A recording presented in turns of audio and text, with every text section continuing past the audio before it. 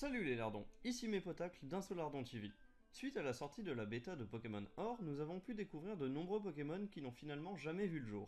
Cependant, en se penchant sur l'intégralité du Pokédex de cette version bêta, il y a autre chose qui m'a frappé. Certains Pokémon que nous avons finalement eu dans les versions finales n'avaient visiblement pas été prévus initialement, et c'est ce que nous allons voir aujourd'hui. C'est donc parti pour les Pokémon qui n'auraient jamais dû exister. Commençons avec les starters Feu et Eau. Ils sont totalement différents de ce que nous avons eu. Au lieu de la famille de Hérissandre que nous connaissons tous, nous aurions initialement dû avoir une famille de félins ursidés très proche de Pyroli et Arcanin dans leur design. De fait, Hérissandre, Feurisson et Typhlosion n'auraient normalement pas dû exister, mais finalement c'est ce que nous avons eu.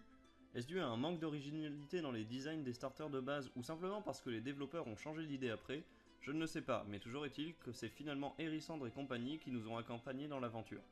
De même pour la famille de Caeminus, normalement ça aurait apparemment dû être une famille d'Otari pas extraordinaire, qui était assez redondante avec le duo Altaria-Lamantine. Nous avons ensuite Axolotl, ce petit Pokémon à la cohérence plus que douteuse, et au sourire psychopathe n'avait visiblement pas sa place en 2G à la base, le Pokédex passant directement de cette petite merde de tout doudou à Marest, sans donner à ce dernier d'évolution.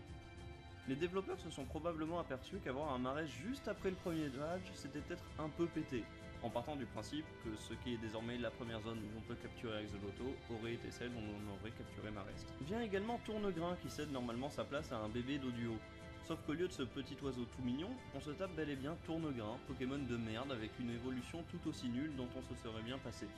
La seule explication que je trouve pour justifier l'existence de cette erreur de la nature, c'est que les développeurs voulaient absolument des bébés Pokémon, mais qu'ils se sont dit que c'était mieux d'en créer des nouveaux plutôt que d'en faire aux Pokémon déjà existants de la 1G, et je trouve ça bien dommage. On a aussi Serfrousse qui s'est finalement retrouvé entre Girafarig et Colorior, mais qui s'était totalement fait stomp à l'époque vu qu'il n'apparaît absolument pas dans le Pokédex de base.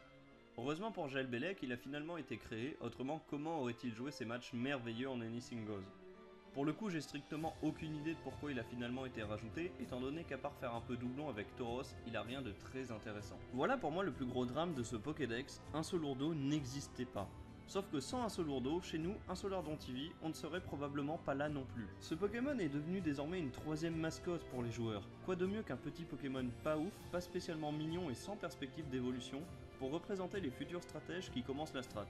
Je suis bien content qu'il l'ait finalement rajouté, je pense uniquement pour déconner. Après, on a Gramble. Ça veut quand même dire qu'à la base, Game Freak s'était dit que Snubbull était un bon Pokémon qui n'avait pas besoin d'évolution. Peut-être que si ni Gramble ni Insolurdo n'avaient été créés, ce serait Snubbull la fameuse troisième mascotte. En tout cas, heureusement pour nous, Gramble a vu le jour et Snubbull n'est pas notre égérie. On arrive au plus gros morceau, Lugia. Le simple fait que Game Freak ne l'ait pas créé directement sous-entend qu'il n'y aurait dû avoir qu'une version or et peut-être une cristal, mais pas de version argent. Mais le fait d'avoir qu'un seul Pokémon légendaire de fin et 3 autres légendaires qui se baladent devait faire doublon avec la 1G, et c'était sans doute pas ouf à l'époque pour bien vendre le jeu. Ça aurait bien niqué la mythologie Pokémon, soit dit en passant, étant donné que Ho-Oh est le Pokémon du jour, mais qu'il n'y avait pas le Pokémon de nuit pour créer le site. Et enfin, on a Celebi. Parce qu'ils avaient dû se dire qu'un Pokémon légendaire petit et mignon, capturable seulement au cours d'event, ça serait trop proche de Mew, Celebi n'aurait apparemment pas dû exister. Sauf que finalement, ça leur a paru une bonne idée parce que ça leur permet de sortir un film en même temps pour faire leur promo, avec en bonus un légendaire à choper uniquement par event. Donc c'est pas trop mal niveau pub. Et du coup maintenant on se tape à chaque jeu un petit légendaire mignon obtenable par event qui fait la promo du film. Génial. Bref, comme vous l'avez constaté, cette démo recèle de secrets entre les idées avortées et celles qui ont pris leur place, le jeu aurait probablement été très différent, et ce même sans se focaliser uniquement sur les Pokémon qu'ils ont abandonnés.